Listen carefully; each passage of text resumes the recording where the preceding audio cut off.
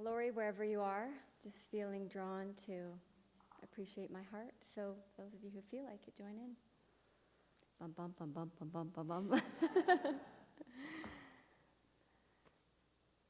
One of my favorite TED Talks is by Scott Dinsmore. And if you haven't seen him, I encourage you to watch it. In it, he says, "What can't you not do?" Okay, English teachers, what can't you not do? And I want to say, what can't you not say? I believe deep in my heart that happiness and the feeling of fulfillment and experience of being on purpose happens when you express yourself creatively through voice or body. Express yourself. How many of you were curious as a child? Me too.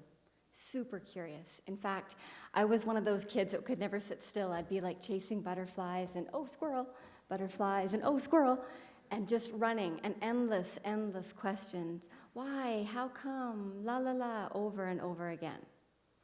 I was also one of those kids, and see if you can relate, pumping on the swings as high as I could go just before the rope slacked and you almost felt like you were going to go backwards. Do you remember that? I totally remember that. From the town I was born in to the town I would eventually start university, I moved 19 times, and went to 14 different schools. There is an adaptability that comes with that, but way more questions. And I was really shy and sensitive. Why do we have to move again? Where are we going next? Always the same questions and always the same answers. Shh, be quiet. Be quiet.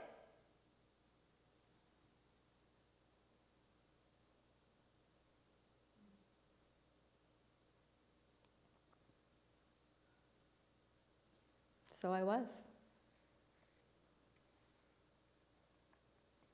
A pattern developed after hearing that over and over again.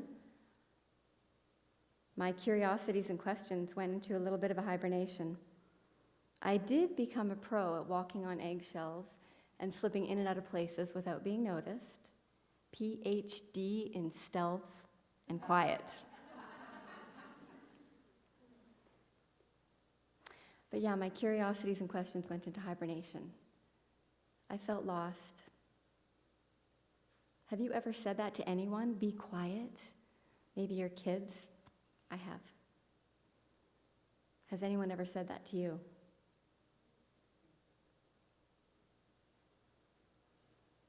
What did you do?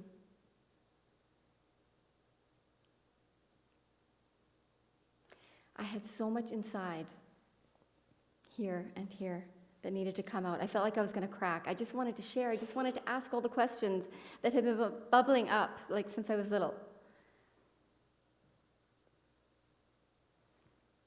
When I look back, it's really cool, actually. I had a lot of impactful people in my life, and a few, probably a handful, that really made a difference for me. And I don't think I realized it at the time. Also, some impactful moments that now I realize really made a difference, pivotal moments in my life. And I'm ever grateful for that. What I want to share with you is the turning point where my questions came out of hibernation. I became quite excited again. One of many, but one that excites me.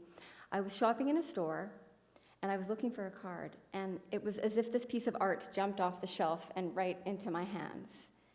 And it said, "She learned to cup possibility in her hands." And I felt like it was written just for me. I said, "Me too," out loud. Me too.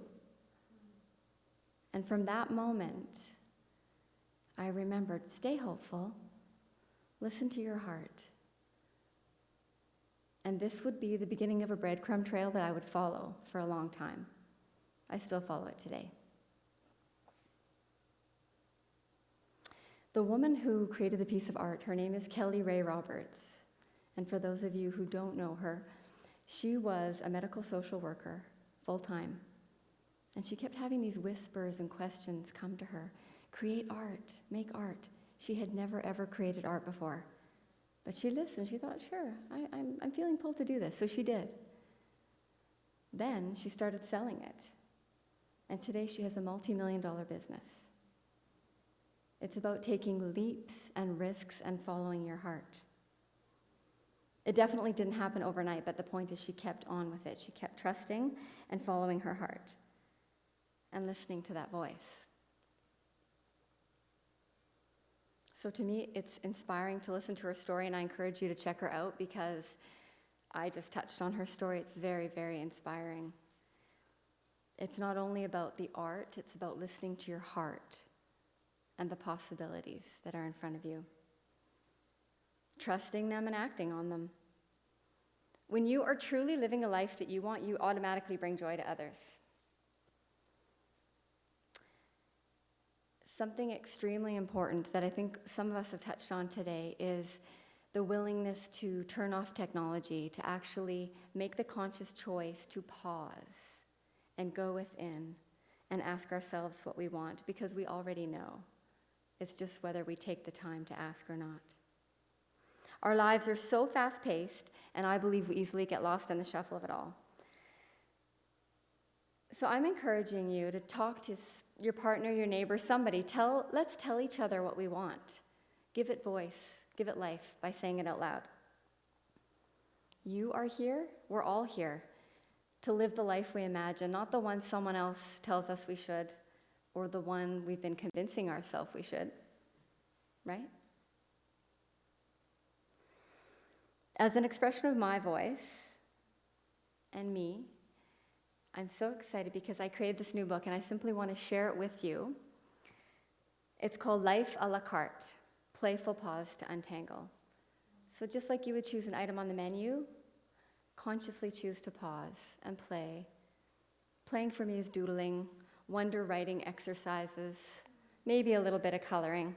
It's got some wacky Rhonda-isms in there and a bunch of fun little things. And I do have some, but that's not about this. I'm just going to flip quickly here. I love birds. I love birds. This is totally random, and I wasn't going to share this, but I have to tell you this. I was at a writing retreat a couple weeks ago, and I was observing birds. And I was noticing, I was calling them little branch babies because they were on the branches. Then there was the little seed seekers on the bottom, and then there was a hummingbird flitting around. And I was so appreciating the difference of each bird and how a hummingbird never tries to be a robin. A robin never tries to be a beach baby or a branch baby, or a seed seeker never tries to be a hummingbird. I love birds. So go and be your own bird. The other thing about this book is that it is a playbook, not a workbook, because a workbook sounds worky, and we do that all day long. So permission to play, permission to pause. And my non-tangible ask of you today is to consciously choose pause. Go within and ask yourself questions and listen to the wisdom and the answers that you already know. Let your experiences percolate and your expression of them balance you. I'm going to say that again because that's really powerful. Let your experiences percolate and your expression of them balance you. We have so much coming in. Let whatever needs to come out to honor that put you back to neutral. Pause and notice what your creativity, your curiosity, and your wisdom want to tell you, what they want to say. So my business is built on coaching women into uplift and transformation, and I would love to talk to anyone who wants to discuss collaboration or any opportunities. My ask is in the pamphlet as well. But what I want to say and leave you with is give your voice wings. Uplift those around you by doing what you love. What can't you not do? And what can't you not say? Thank you.